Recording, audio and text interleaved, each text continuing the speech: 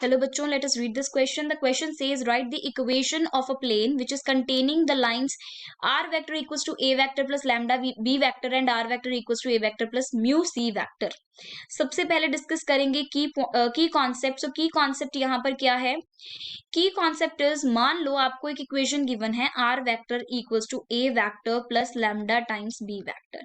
ये किसी एक लाइन की इक्वेशन है. ये क्या है? किसी एक लाइन की इक्वेशन है. तो इससे आप क्या बोल सकते हैं? इससे आप ये बोल सकते हैं कि ये जो पर्टिकुलर लाइन है ये एक पॉइंट से पास कर रही है. वो पॉइंट क्या है? उस पॉइंट का पोजीशन वेक्टर क्या है? ए वेक्टर. उस पॉइंट का पोजीशन वेक्टर क्या है? ए वेक्टर. एंड ये जो लाइन है आपके पास ये पैरेलल होगी किसके? Parallel to B vector. अगर आपको R vector equals to A vector plus lambda B vector given है तो आप ये चीजें डिड्यूस कर सकते हैं इस यहां से. क्लियर? सो अब क्वेश्चन में देखते हैं. क्वेश्चन में आपको इक्वेशन चाहिए प्लेन की और आपको ये गिवन है कि उस प्लेन में ये दो पर्टिकुलर लाइंस जो हैं वो हैं इस प्लेन में. सो इसका मतलब क्या है? इसका मतलब ध्यान से देखिए तो ए वेक्टर दोनों में सेम है. तो इसका मतलब लेट सपोज एक लाइन आपके पास L1 है, एक लाइन L2 है. ये दोनों L1 और L2 लाइन्स जो हैं एक कॉमन पॉइंट से पास कर रही हैं. ये जो दोनों लाइन्स हैं they passes through a common point, एक कॉमन पॉइंट से पास कर रही हैं और वो कॉमन पॉइंट का पोजीशन वेक्टर क्या है? ए वेक्टर. क्लियर? एंड जो L1 लाइन है वो क्या है? पैरेलल है किसके? बी वेक्टर के. L2 लाइन जो है वो पैरेलल किसके है? सी वेक्टर के. ये हमें चीज पता चल गई. अब देखिए आपको एक प्लेन गिवन है.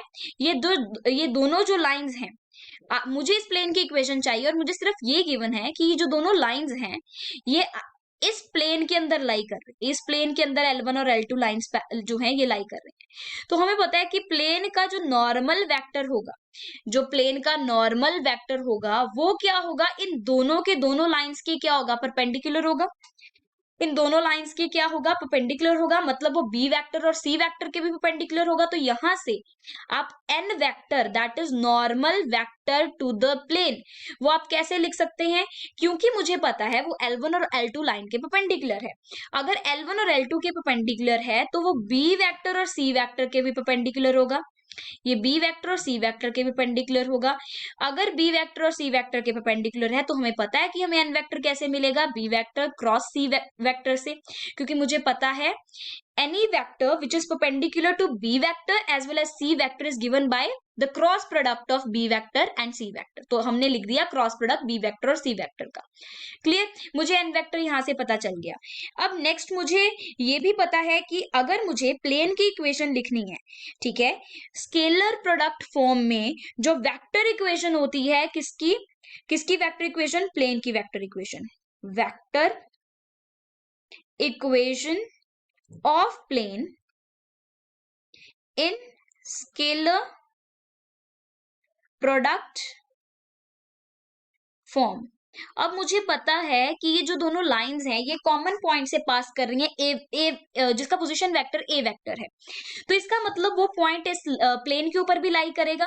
तो उसकी वेक्टर इक्वेशन क्या आ जाएगी आपके पास? Vector equation will be R vector minus A vector dot N vector. ये आपके पास जो है यहां से आपके पास इक्वेशन आ जाएगी. This is equal to 0. अब यहां पर हमें क्या करना है? एन वेक्टर की वैल्यू पुट करनी है. तो यहां से आ जाएगा R vector minus A vector dot product किसके साथ? N vector. एन वेक्टर हमारे पास क्या है? B vector cross C vector. This is equal to 0. Clear? यहां पर भी आप छोड़ सकते हैं या फिर हम क्या कर सकते हैं? ये जो ब्रैकेट है इसको ओपन कर सकते हैं आप. सो ब्रैकेट को ओपन करेंगे तो क्या आ जाएगा? R vector dot B vector cross C vector और माइनस में ए वेक्टर है तो उधर जाके positive A vector dot B vector cross C vector. और यही आपके पास इक्वेशन है किसकी? रिक्वायर्ड प्लेन की. So equation of required plane. So ये आपके पास इक्वेशन आ गई रिक्वायर्ड प्लेन की. That is R vector dot B vector cross C vector equals to A vector dot B vector cross C vector. And this is your final answer. Hope you understood the explanation of this question. Thank you and best of luck.